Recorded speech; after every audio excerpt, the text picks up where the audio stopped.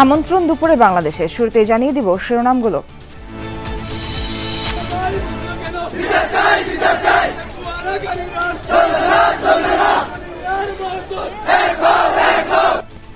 দুর্ঘটনার জেরে বিমানবন্দর সড়কে তীব্র যানজটে ওলট পালট দিনের সূচি। 2 ঘন্টা পর চালু হলো এলিভেটেড এক্সপ্রেসওয়ে, এখনো স্বাভাবিক হয়নি পরিস্থিতি।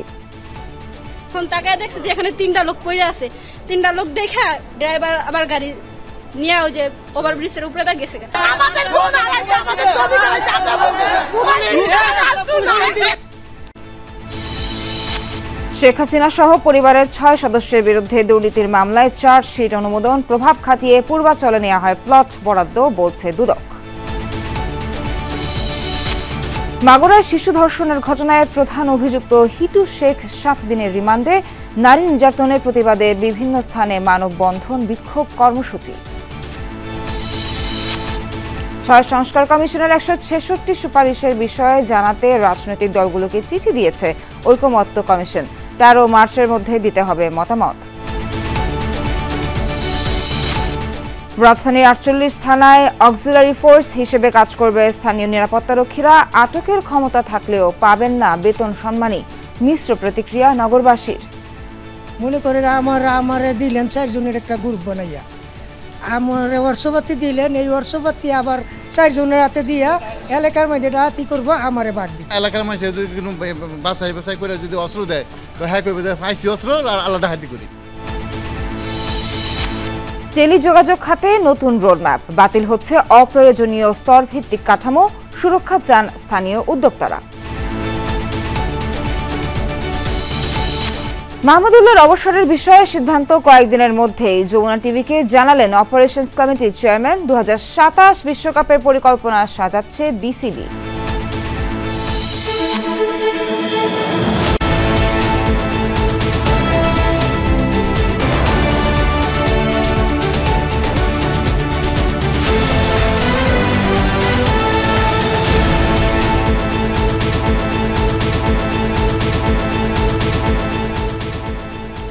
দর্শক, এতক্ষণ শিরোনামগুলো জানাচ্ছিলাম। এছাড়াও দেশ বিদেশের আরো খবর নিয়ে দুপুরের বাংলাদেশে আপনাদের সঙ্গে আছি আমি নাবিলা সোহার। রাজধানীর বনানীতে গাড়ির ধাক্কায় 2 পোশাক কর্মী নিহত হয়েছেন। এ ঘটনায় সড়ক অবরোধ করে বিক্ষোভ করছেন তার সহকর্মীরা। পরিস্থিতি নিয়ন্ত্রণের চেষ্টা করছে পুলিশ। এই অবরোধের কারণে তীব্র যানজট দেখা দিয়েছে গোটা ঢাকা শহর জুড়ে। ট্রাফিক জট হয়েছে এলিভেটেড এক্সপ্রেসওয়েতেও। প্রায় 2 ঘন্টা বন্ধ থাকার পর খুলে দেওয়া হয়েছে এক্সপ্রেসওয়ের বিজয় সরণি র্যাম্প।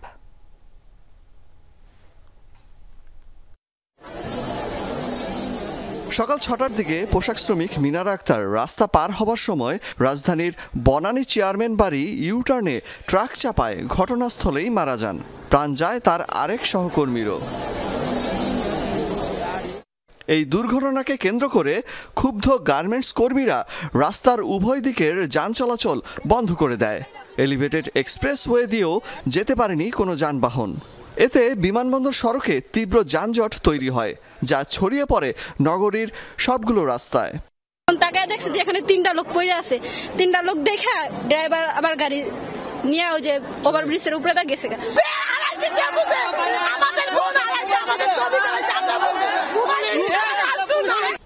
অফিস টাইমে ঠায় দাঁড়িয়ে হাজার হাজার যানবাহন, যান চলাচল বন্ধে চরম দুর্ভোগে পড়েছে সাধারণ মানুষ। হেঁটেই কর্মস্থল আর গন্তব্যের উদ্দেশ্যে রওনা দেন বেশিরভাগ। আমাদের অনেকেরই আছে এখানে, আমরা ফ্লাইটের যাত্রী, যে আমরা ফ্লাইটে যাব অথবা আরো গুরুত্বপূর্ণ কাজ নিয়ে আমরা আসি, ঠিক আছে, কিন্তু আমরা আশা করতেছিলাম না। জনগণের জন্য জনগণ ভোগান্তিতে দাঁড়ায় আছে, ঠিক আছে। অনেকবার এদিক দিয়েও যেতে পারতেছি না, মহাখালী দিয়ে যাওয়ার ট্রাই করছি, সেখান দিয়েও যাইতে পারতেছি না। আধা ঘন্টা হলো দাঁড়ায় আছি, কিন্তু এই তো এই সমস্যাই যে লোক অ্যাক্সিডেন্ট হয়েছে। পরে বেলা 11:15টার দিকে এক্সপ্রেসওয়ের বিজয় সরণি র্যাম্প খুলে দেয়া হয়। সেখানেও অবরোধ করছিল বিক্ষুব্ধ শ্রমিকরা। অলক হাসান, যমুনা নিউজ, ঢাকা। এবারে সহকর্মীদের কাছ থেকে জানার চেষ্টা করব এখনকার পরিস্থিতি রাস্তাঘাটে। বনানী থেকে যুক্ত হচ্ছেন সহকর্মী ফয়সাল মাহমুদ। ফয়সাল, এখন সড়কে কি অবস্থা দেখছেন? একদম চিত্রটা দেখতে চাই আপনার মাধ্যমে।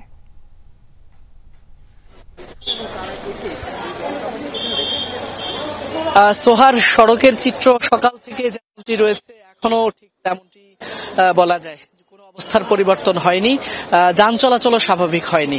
সকাল থেকে আন্দোলনকারীরা বা বিক্ষোভকারী যে সকল গার্মেন্টস শ্রমিকরা রয়েছেন তারা যে তাদের যে দাবি দেওয়া নিয়ে বা তাদের যে ক্ষোভের বহিঃপ্রকাশ সকাল থেকে দেশবাসী প্রত্যক্ষ করছে, তারা তাদের যে এই আন্দোলনের কারণে পুরো ঢাকা শহর বলা যায় যে একরকম স্থবির হয়ে আছে।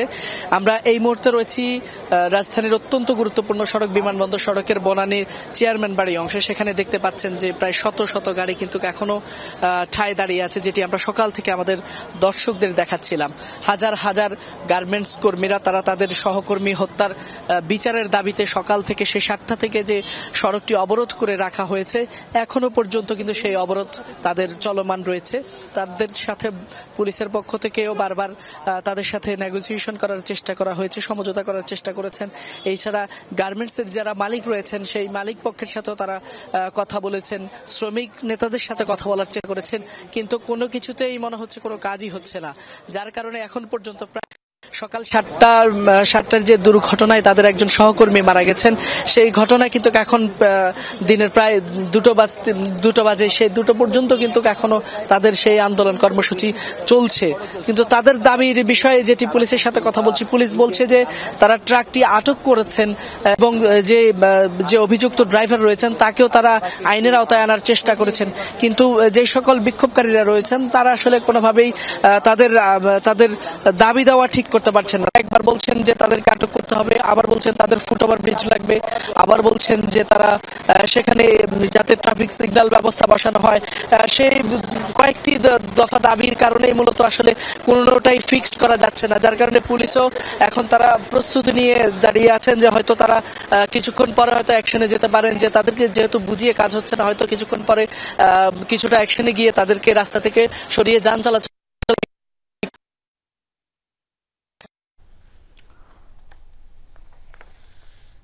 ফয়সাল, অনেক অনেক ধন্যবাদ আপনাকে। এবার একটু বাংলা মোটর এলাকার খবরাখবর জানবো। সেখানে আছেন আমাদের সহকর্মী রিয়াজ রায়হান। রিয়াজ, বাংলা মোটরে এই মুহূর্তে যান চলাচল পরিস্থিতি কেমন? কিছুটা কি স্বাভাবিক হচ্ছে কিনা, পরিস্থিতি কেমন দেখছেন একটু জানাবেন। এই সড়কটি যেটি রয়েছে মূলত শাহবাগ থেকে বিজয় সরণি পর্যন্ত, এই সড়কটি মোটামুটি যখন থেকে বিজয় সরণির যে দুটি র্যাম্প রয়েছে এক্সপ্রেসওয়ের, সেই দুটি র্যাম্প যখন থেকে ছেড়ে দেওয়া হয়েছে তারপর থেকে স্বাভাবিক হতে শুরু করেছে। আর এখন যে জ্যামগুলো দেখছেন সেটিও আসলে বনানীর জ্যামই বলা যায় কিছুটা, কারণ স্বাভাবিক সময়ে এই যে সময় এখন দুপুরবেলায় এই ধরনের জ্যাম সাধারণত থাকে না। তবে সকাল থেকে যে পরিমাণ জ্যাম ছিল, অর্থাৎ 8টা থেকে সকাল 11টা বা 11:30, অর্থাৎ দুপুর 12টা বাজার আগ পর্যন্ত যে পরিমাণ জ্যাম ছিল সেই জ্যামটি এখন আর নেই। অথবা আমরা দেখেছি যে বিজয় সরণি থেকে ফার্মগেট সিগন্যাল, তারপর কারণবাজার, এরপরে বাংলা মোটর, তারপরে শাহবাগ পর্যন্ত আমরা ঘুরে এসেছি। এবং এই যে জায়গাটি ছিল সেগুলো সকাল থেকে যে পরিমাণ যানজট ছিল বা জ্যাম ছিল সেটি কিছুটা স্বাভাবিক হতে শুরু করেছে বিজয় সরণির যে র্যাম্পগুলো রয়েছে এক্সপ্রেসওয়ে সেটি ছাড়া পড়ে। তবুও মানুষ এখনও ঠিকমতো গন্তব্যে যেতে পৌঁছাতে পারছেন না, কারণ সেই যে জ্যামের যে ধাক্কাটি সেটি এসে পড়েছে, যেহেতু সেই দুর্ভোগের ধাক্কাটি পড়েছে একেবারে শাহবাগ থেকে শুরু করে পল্টন পর্যন্ত। অর্থাৎ এই যে সড়কটি রয়েছে, সড়কে যেহেতু ঢাকার দক্ষিণ থেকে উত্তর, পূর্ব এবং পশ্চিম 3টি জায়গায় যাওয়ার মতো ব্যবস্থা রয়েছে এই সড়কটা দিয়ে, সেই কারণেই গাড়ির বাড়তি চাপ রয়েছে, সাধারণ চাপ রয়েছে, কর্মদিবস সব কিছু মিলে মানসিক দুর্ভোগ সেটি এখনও স্বাভাবিক হয়েছে বলে মনে হয় না। তবে গাড়ি চলাচল কিছুটা সামান্য স্বাভাবিক হয়েছে এই সড়কে এক্সপ্রেসওয়ে চালুর পর থেকে। রিয়াজ জানাচ্ছিলেন এক্সপ্রেসওয়ে চালু হওয়ার পর থেকে বাংলা মোটরের পরিস্থিতি কিছুটা স্বাভাবিকের দিকে। ধন্যবাদ আপনাকে। 3 জেলায় সড়ক দুর্ঘটনায় 6 জন নিহত হয়েছেন। এর মধ্যে ময়মনসিংহের ফুলপুরে ট্রাক চাপায় সিএনজি চালিত অটোরিকশার 3 আরোহী নিহত হয়েছেন। সকাল 9:30টার দিকে ফুলপুর শেরপুর সড়কের বাইককান্দির চওড়াবাড়ি এলাকায় এই ঘটনা ঘটে। পুলিশ জানায় যাত্রী নিয়ে একটি সিএনজি চালিত অটোরিকশা ফুলপুর যাচ্ছিল। পথে বিপরীত দিক থেকে আসা একটি ট্রাক অটোরিকশাটিকে চাপা দেয়। এতে ঘটনাস্থলে অটোরিকশার 3 আরোহী নিহত হয়। আহত 2 যাত্রীকে উদ্ধার করে উপজেলা স্বাস্থ্য কমপ্লেক্সে ভর্তি করা হয়েছে।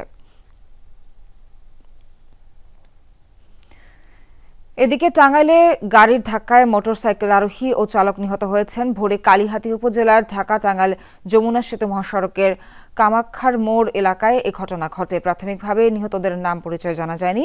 খবর পেয়ে ঘটনাস্থল থেকে মরদেহ দুটি উদ্ধার করেছে পুলিশ। সেই সাথে নিহতদের নাম পরিচয় শনাক্তের চেষ্টা চলছে। থানায় নেওয়া হয়েছে দুর্ঘটনা কবলিত মোটরসাইকেল। এছাড়া চাঁপাইনবাবগঞ্জে দুটি ট্রাকের মুখোমুখি সংঘর্ষে ট্রাক চালকের সহকারী নিহত হয়েছেন। পূর্বাঞ্চলে প্লট জালিয়াতির ঘটনায় শেখ হাসিনা ও তার পরিবারের বিরুদ্ধে দায়ের করা 6 মামলায় চার্জশিটের অনুমোদন দিয়েছে দুদক। সোমবার সংস্থাটির চেয়ারম্যান আব্দুল মোমিনের নেতৃত্বে 3 সদস্যের কমিশন আদালতে চার্জশিট দাখিলের অনুমোদন দেয়। এর মাধ্যমে পট পরিবর্তনের পর প্রথম কোনো দুর্নীতির মামলায় বিচারের মুখোমুখি হতে যাচ্ছে শেখ পরিবারের সদস্যদের। চার্জশিটে আসামির তালিকায় নতুন করে যুক্ত হচ্ছেন সাবেক গৃহায়ন ও গণপূর্ত প্রতিমন্ত্রী শরীফ আহমেদ ও শেখ হাসিনা সাবেক এপিএস মোহাম্মদ সালাউদ্দিন। দুদক বলছে, পূর্বাঞ্চল নতুন শহর প্রকল্পে 2022 সালে ক্ষমতার প্রভাব খাটিয়ে 10 কাঠা করে 6টি প্লট বরাদ্দ নেন সাবেক প্রধানমন্ত্রী শেখ হাসিনা ও তার পরিবারের সদস্যরা। এই ঘটনায় গেল জানুয়ারিতে শেখ হাসিনা, শেখ রেহানা ও তাদের সন্তান সহ 14 জনের বিরুদ্ধে 6টি মামলা করে সংস্থাটি। আওয়ামী লীগ আমলে প্রথম গুমের শিকার বিএনপি নেতা কাউন্সিলর চৌধুরী আলমের ঘটনার বিচার চেয়ে ট্রাইব্যুনালে অভিযোগ দায়ের করেছে তার পরিবার। সকালে আন্তর্জাতিক অপরাধ ট্রাইব্যুনালে অভিযোগ জমা দেওয়া হয়। এ ঘটনায় আসামি করা হয়েছে আওয়ামী লীগ নেতা মোফাজ্জল হোসেন চৌধুরী মায়া, এনটিএমসির জিয়াউল আহসান সহ 18 জনকে। 2010 সালের 25 জুন রাজধানীর ইন্দিরা রোডের কাছ থেকে চৌধুরী আলমকে তার গাড়ি থেকে বের করে মাইক্রোবাসে তুলে নেওয়া হয়। 2010 সালের জুলাই মাসে হাইকোর্টের একটি রিট আবেদন করা হলে আদালত পুলিশ ও সরকারকে দ্রুত চৌধুরী আলমকে খুঁজে বের করার নির্দেশ দিয়েছিলেন, কিন্তু আদালতের সেই নির্দেশ আর কার্যকর হয়নি। ঢাকা সিটি কর্পোরেশনের সাবেক কাউন্সিলর চৌধুরী আলম গুম হওয়ার পর জিডি করলেও তা আর কার্যকর হয়নি সে সময়।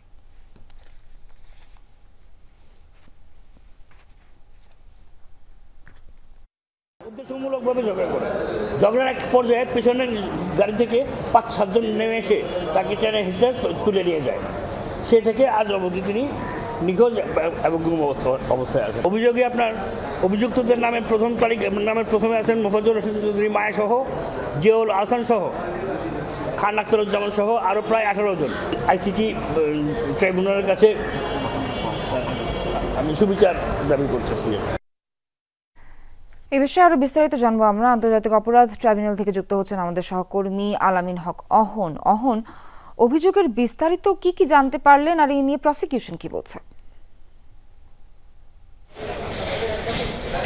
প্রসিকিউশন এই বিষয়ে তদন্ত করবেন, তারপরেই গণমাধ্যমকে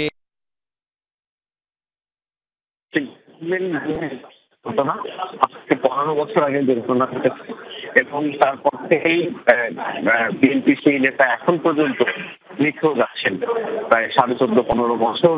এতদিন নিখোঁজ রয়েছেন সেই ব্যক্তি নাকি বিরোধী পরিবার এখন জানেন না।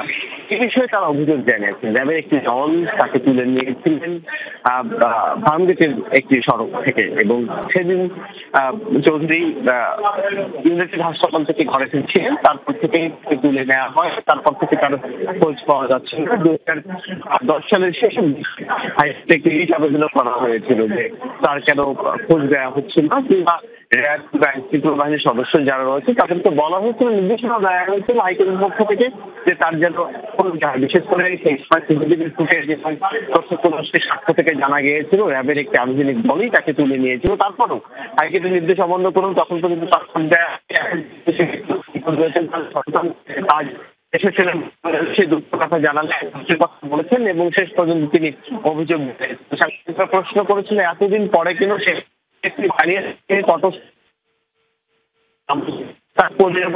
তার পরিবারের উপর ঘটেছে তটস্থ থাকার কারণে এতদিন পরে তিনি অভিযোগ জানালেন এবং তিনি আশা করছেন এই সরকারের আমলে যে ভাবে এই ট্রাইব্যুনাল কাজ করছে তাতে তিনি তার বাবা যে সে আশা করছি। বাইরেও আমরা দেখেছি প্রতিদিনই আসছে গুম, ভয়াবহ নির্যাতনের কথা তুলে ধরে অভিযোগ জানাচ্ছেন এবং অভিযোগের ব্যাপারে তদন্তকারী কর্মকর্তা যারা রয়েছেন প্রসিকিউশন ব্যবস্থা নেবেন এমনকি প্রত্যাশা অপেক্ষায় সেই সব স্বজন হারা কিংবা গুমের শিকার হওয়া মানুষের স্বজনরা। আমরা আপনার কাছ থেকে আরো পরবর্তীতে বাকি আরো তথ্য জানার চেষ্টা করব। ধন্যবাদ আপনাকে।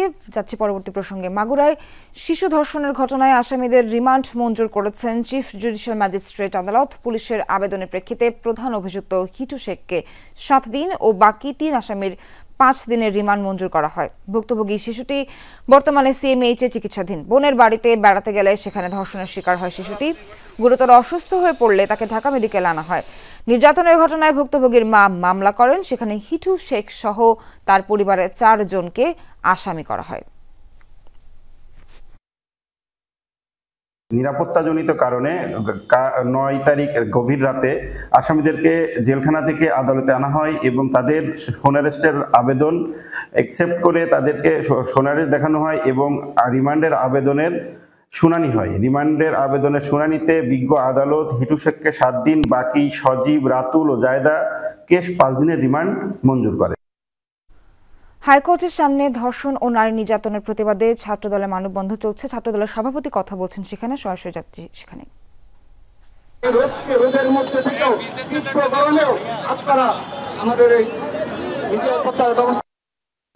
বিএনপির অভিযোগ ব্যক্তিগতভাবে নেয় অন্তর্বর্তী সরকার, কোনো ক্ষেত্রে কৌশলের প্রতিশোধ নেওয়ার চেষ্টা করে, এমন অভিযোগ করেছেন বিএনপির সিনিয়র যুগ্ম মহাসচিব রিজভী আহমেদ। মাগুরা সহ দেশজুড়ে সাম্প্রতিক ধর্ষণের ঘটনার প্রতিবাদ ও বিচারের দাবিতে নয়াপল্টনে মহিলা দলের বিক্ষোভ কর্মসূচিতে তিনি এসব কথা বলেন। রিজভী বলেন, কোনো কন্যা শিশুর স্বাভাবিকভাবে ঘরে ফেরার নিশ্চয়তা নেই এখন। বিভিন্ন মন্ত্রণালয়, ডিসি ও এসপি অফিসে ছাত্ররা নির্দেশনা দিচ্ছে বলেও দাবি করেন। বিএনপির নেতা বলেন, ছাত্রদের কাজ ক্যাম্পাসে প্রতিবাদ জানানো, ডিসি এসপি অফিসের তদবির তদারকি নয়। ছাত্রদের কথা মতো চললে কি করে আইন শৃঙ্খলা পরিস্থিতি নিয়ন্ত্রণে আসবে এমন প্রশ্ন রাখেন রিজভী আহমেদ। বলেন, দ্রুততম সময়ের মধ্যে ধর্ষকের দৃষ্টান্তমূলক শাস্তি নিশ্চিতের বিষয়ে সকলকে ঐক্যবদ্ধ থাকতে হবে।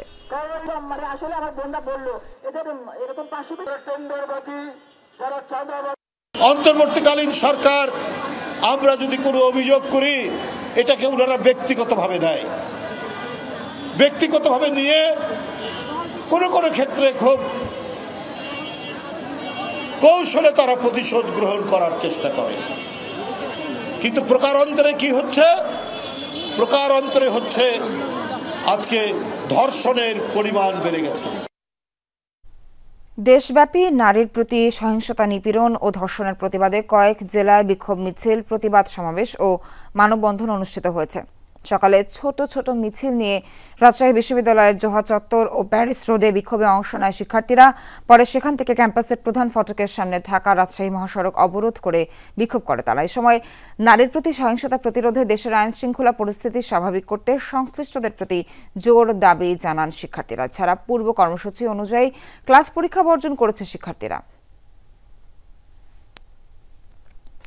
দুপুরে নাটোর শহরের কানাইখালী এলাকা থেকে বিক্ষোভ মিছিল বের করে বৈষম্য বিরোধী ছাত্র আন্দোলনের নেতাকর্মীরা। প্রধান সড়ক প্রদক্ষিণ শেষে প্রতিবাদ সমাবেশের আয়োজন করে তারা। বক্তারা বলেন, দেশে বর্তমান আইন শৃঙ্খলার পরিস্থিতির চরম অবনতি হয়েছে। নারীর প্রতি সহিংসতা, নিপীড়ন ও ধর্ষণ বেড়ে যাওয়ায় উদ্বেগ সৃষ্টি হচ্ছে। এ সময় 90 দিনের মধ্যে ধর্ষকের বিচার সম্পূর্ণ করার দাবি সহ আইন শৃঙ্খলা বাহিনীর কঠোর হস্তক্ষেপ কামনা করেন শিক্ষার্থীরা। এছাড়া সাতক্ষীরা, নওগাঁ, কুমিল্লা, রাজবাড়ী সহ বিভিন্ন জেলায় একই দাবিতে বিক্ষোভ ও মানববন্ধন করেছে শিক্ষার্থীরা।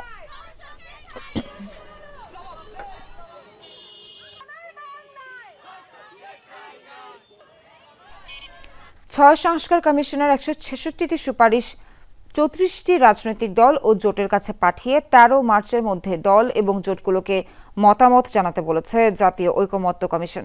সংসদ ভবনে এক ব্রিফিংয়ে অধ্যাপক আলী রিয়াজ বলেন, যত তাড়াতাড়ি ঐকমত্যে পৌঁছানো যাবে তত তাড়াতাড়ি জাতীয় সনদ তৈরি হবে। জানান, সুপারিশ আকারে 5টি সংস্কার কমিশনের সুপারিশ সমূহের ছক করা হয়েছে। পুলিশ সংস্কার কমিশন মনে করেন তাদের সুপারিশ সমূহ প্রশাসনিক ব্যবস্থার মাধ্যমে বাস্তবায়ন সম্ভব। এ সময় দল এবং জোটগুলোর কাছে যত দ্রুত সম্ভব মতামত জানাতে অনুরোধ জানান তিনি। বলেন, এই প্রক্রিয়ার পরের ধাপগুলোর উপর নির্ভর করছে।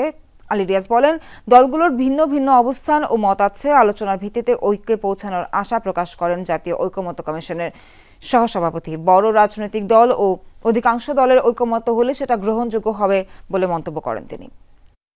সংশ্লিষ্ট সুপারিশের বিষয়ে একমত কিনা, এতে 3টি বিকল্প রাখা হয়েছে।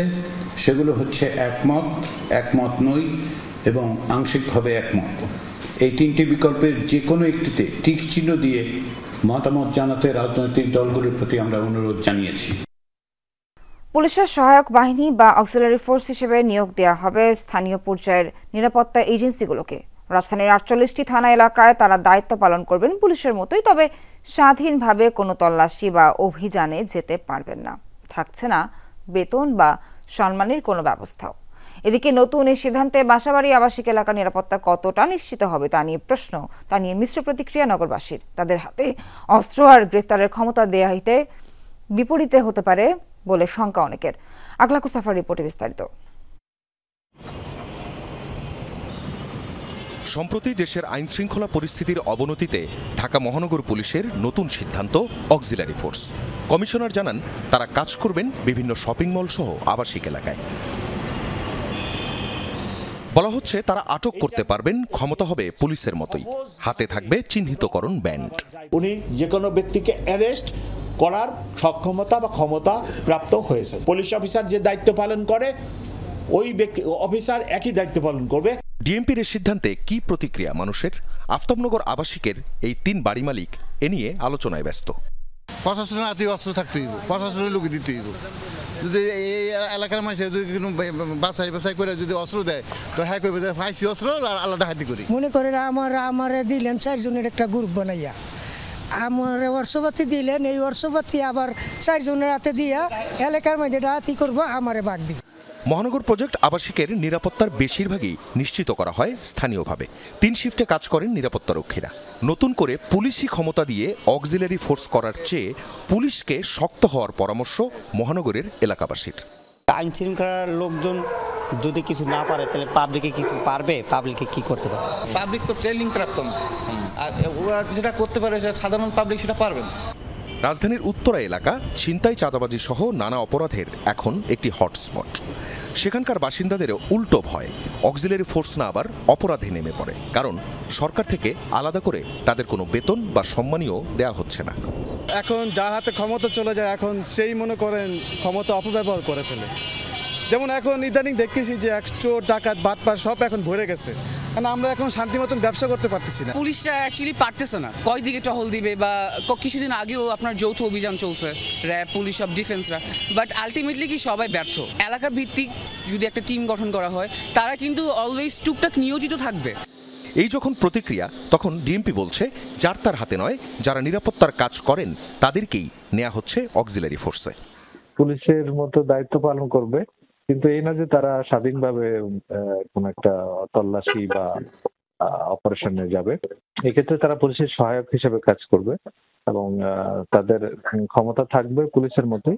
একই সাথে পুলিশের মতো তাদের জবাবদিহিতা নিশ্চিত করা হবে এবং তাদের এই কাজের জন্য তাদের কোনো রকমের কিন্তু সম্মানী ভাতা বা ওরকম আলাদা কিছু ব্যবস্থা বা আইনে নেই আর কি। অক্সিলারি ফোর্সের কার্যক্রম মনিটর আর জবাবদিহিতা কতটা নিশ্চিত করা যাবে এ নিয়ে সংশয় আছে নগরবাসীর। তারা চান পুলিশের কাজ পুলিশই করুক। আখলাকুস সাফা, যমুনা নিউজ, ঢাকা। বাংলাদেশের সাথে সামরিক কূটনীতি বাড়াতে চায় সেন্ট্রাল আফ্রিকান রিপাবলিক। সম্প্রতি দেশটিতে সফরে গেলে সেনাপ্রধান জেনারেল ওয়াকারুজ্জামানের কাছে এমন আগ্রহ প্রকাশ করেন দেশটির প্রেসিডেন্ট ফাস্টিন আর্চেঞ্জ তোয়াদেরা। সংঘাতময় এলাকায় শান্তি প্রতিষ্ঠায় গুরুত্বপূর্ণ অবদানের পাশাপাশি দেশটির সেনাবাহিনীর দক্ষতা বাড়াতেও কাজ করছে বাংলাদেশ সেনাবাহিনী। সেন্ট্রাল আফ্রিকান রিপাবলিক থেকে ফিরে আহমেদ রেজা জানাচ্ছেন বিস্তারিত।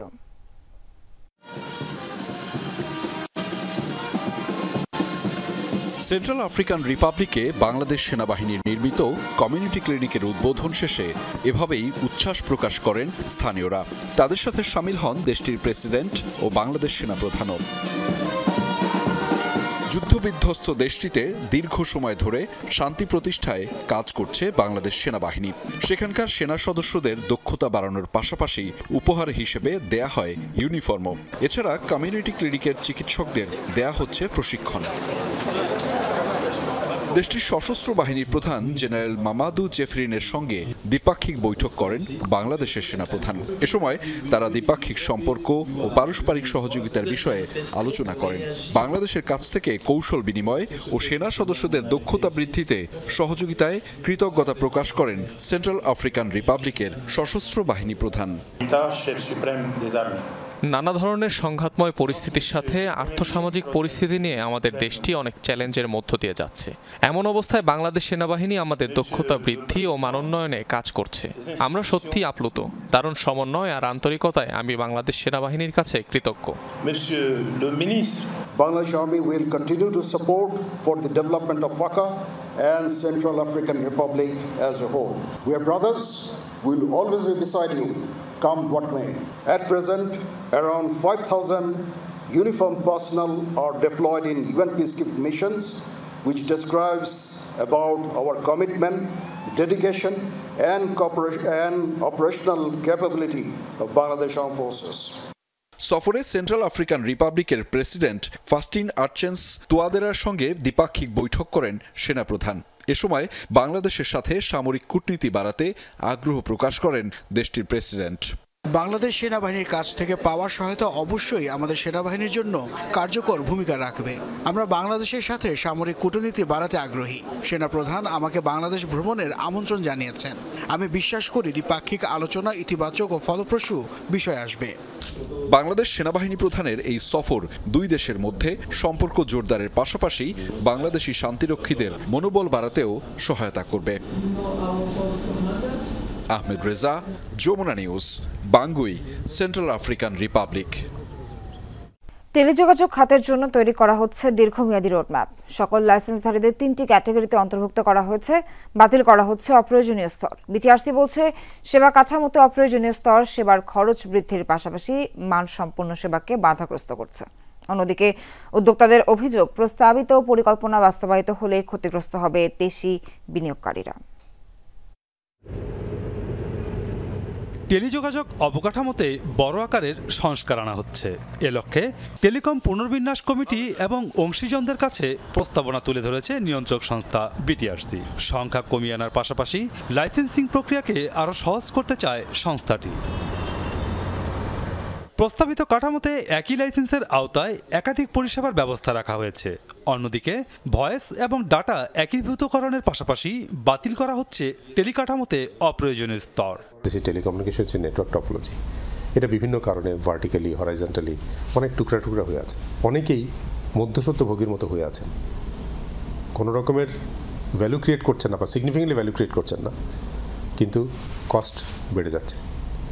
সো আমাকে সার্ভিস যদি কস্ট এফিশিয়েন্ট করতে হয়, এরকম অনেক ইন্টারমিডিয়েট গ্রুপকে বাদ দিতে হবে। নেটওয়ার্ক টপোলজি এবং লাইসেন্সিং ব্যবস্থা সংশোধনের প্রস্তাবিত রূপরেখায় উদ্বেগ ছড়িয়ে পড়েছে স্থানীয় বিনিয়োগকারীদের মাঝে। 3 নং ক্যাটাগরিতে মোবাইল অপারেটর এবং স্টারলিংকের মতো বড় বিনিয়োগকারীদের সারা দেশে ব্রডব্যান্ড ইন্টারনেট সেবার সুযোগ রাখা হয়েছে।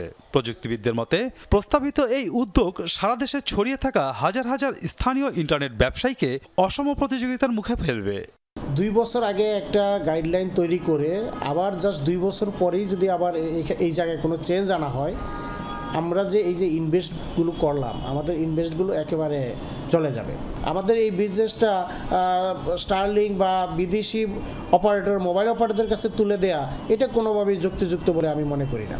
এছাড়া ন্যাশনাল কানেক্টিভিটি সার্ভিস প্রোভাইডার ক্যাটাগরিতে ইন্টারকানেকশন এক্সচেঞ্জ আইসিএক্স এবং national internet exchange NIX licence বাতিলের প্রস্তাব করা হয়েছে। আবার এনটিটিএন, এমএনপি এবং টাওয়ারকো প্রতিষ্ঠানগুলোর ক্ষেত্রে এই ক্যাটাগরির সব ধরনের লাইসেন্স পাওয়ার সুযোগ রাখা হয়েছে। সংশ্লিষ্টরা বলছে, লাইসেন্সের সংখ্যা কমিয়ে আনার কথা বলা হলেও প্রস্তাবিত কাঠামোতে মাত্রাতিরিক্ত লাইসেন্স দেওয়ার সুযোগ করে দেওয়া হয়েছে, যা বাজারকে অস্থিতিশীল করবে। যার যেটা কাজ না, সার্ভিস না, সে দেখা যাচ্ছে অন্য সার্ভিসের মধ্যে ঢুকে অন্য সার্ভিস দিয়ে দিচ্ছে।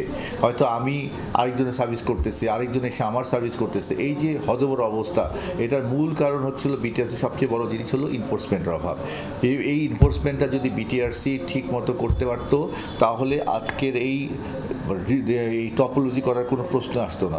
সংস্কার কার্যক্রমের অংশ হিসেবে international connectivity service provider category থেকে 2027 সালের পর নতুন করে আইজিডব্লিউ ও আইআইজি লাইসেন্স বিলুপ্ত করার প্রস্তাব করা হয়েছে। যারা কমপ্লায়েন্ট তাদেরকে তো আপনি হঠাৎ করে ড্রাইভ আউট করতে পারেন না, যেভাবেই নেটওয়ার্ক টপোলজি নতুনভাবে বা নতুন আইডেন্টিটি পলিসি রিভাইজ করে বা যেভাবেই ডেভেলপ করুক, এখানে জন্য দেশীয় কোম্পানির যে স্টেকটা সেটা যেন ইনশিওর করা হয়। এমন যেন না হয় যে সব কিছু বিদেশি কোম্পানির হাতে চলে যায় এবং দেশীয় কোম্পানিরা তাদের সেই অবস্থায় না থাকে যে তারা এখানে বিনিয়োগ করে টিকে থাকার জন্য অবস্থাটা যেন ইনশিওর করা হয়। বিটিআরসি বলছে লাইসেন্সিং কাঠামো এমনভাবে তৈরি করা হচ্ছে যাতে একক লাইসেন্সের মাধ্যমে একাধিক পরিষেবা যেমন ভয়েস, ডেটা ও ভিডিও সরবরাহ করা যায়। মাসুদুজ্জামান রবিন, যমুনা নিউজ, ঢাকা। এক একজন এক এক পেশার মানুষ, কিন্তু ইফতারের কাতারে সবাই এক। রাজধানীর সোবহানবাগ মসজিদে প্রতিদিন একসঙ্গে ইফতার করেন হাজার খানেক মানুষ। বিপুল পরিমাণ মানুষের সেবায় নিয়োজিত এই মসজিদের খাদেমরা। পুরো রমজান জুড়ে চলবে সোবহানবাগ মসজিদের গণ ইফতার কার্যক্রম। আরো জানাচ্ছেন তাজনুর ইসলাম, ছবি তুলেছেন নাহিদ হোসেন।